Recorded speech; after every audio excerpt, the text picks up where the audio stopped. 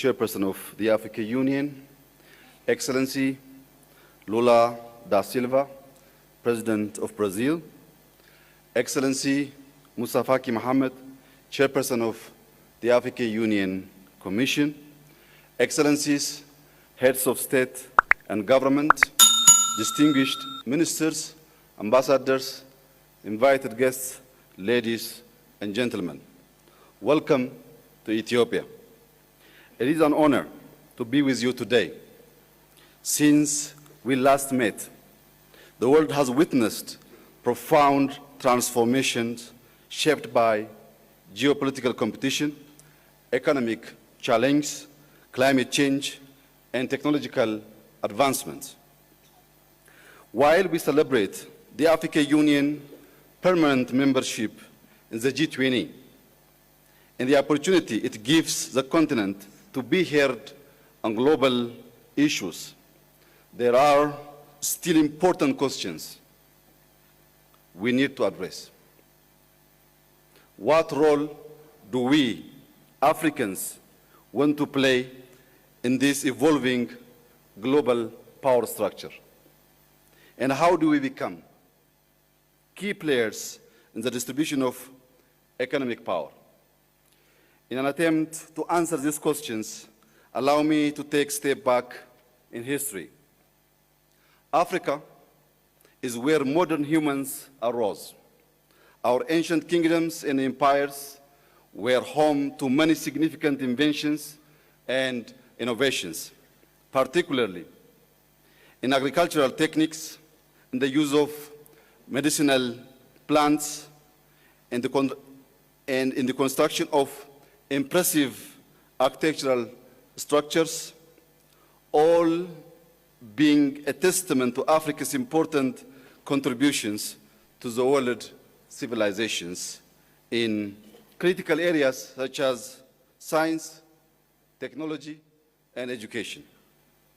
However, our continental path towards greater achievements and progress was disrupted by colonialism. The strategic approach of the colonial powers was centered around dismantling the core essence of our nations, undermining our knowledge, our spiritual and cultural heritage, replacing our ancient education systems with Western-style education that was introduced as being superior. Even though Ethiopia dealt colonialism a heavy blow at the Battle of Adwa, attempts to undermine Ethiopia's unity by exploiting our diversity to perpetuate ongoing conflicts continued throughout the centuries. Excellencies, ladies and gentlemen, uncovering these deep historic facts and bringing them to light is necessary to move forward for us as Africans for greater self-determination and dignity. Our land is rich. We are blessed with favorable weather, arable land, water, forests, natural resources, and a large youth population who embody the great potential of our continent. We should not be seeking for aid. In order to grow and ensure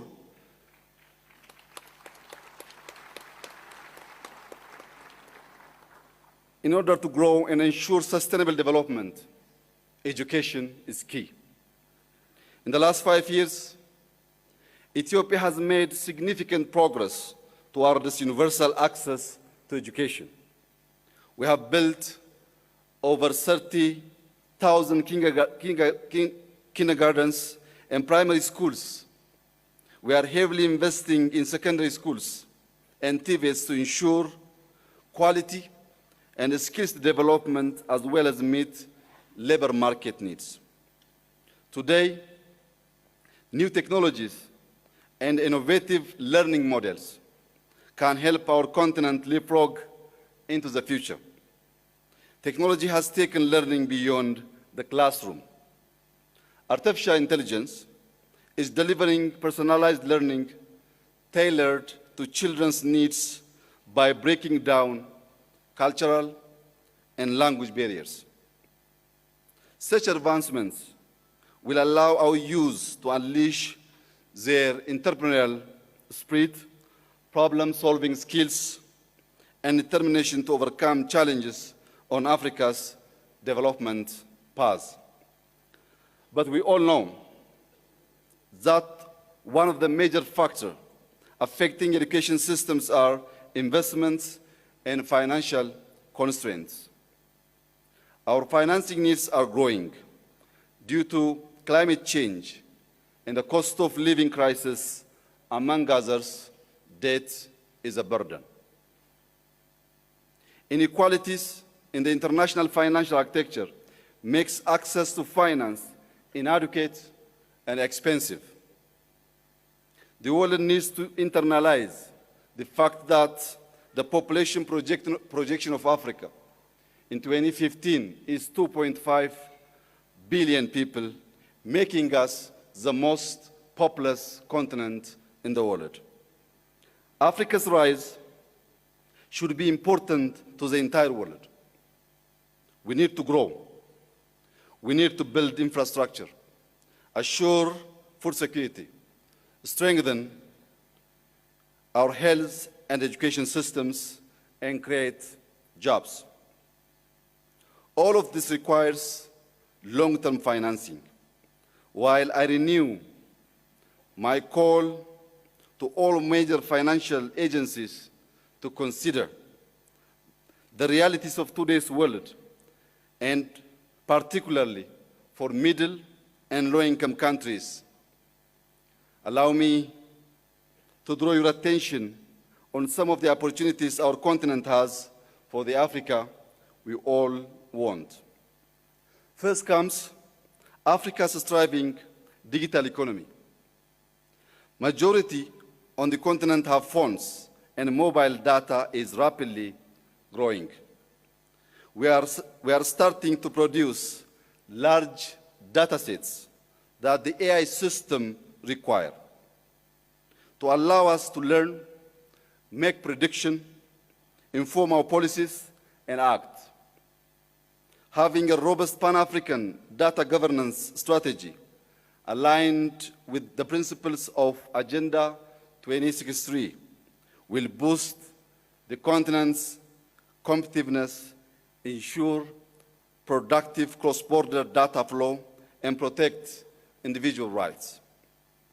In addition, increasing infrastructure connectivity between our countries by building roads, airports, ports, rail networks, pipelines, and communication networks will link communities, increase trade, and enable economic integration.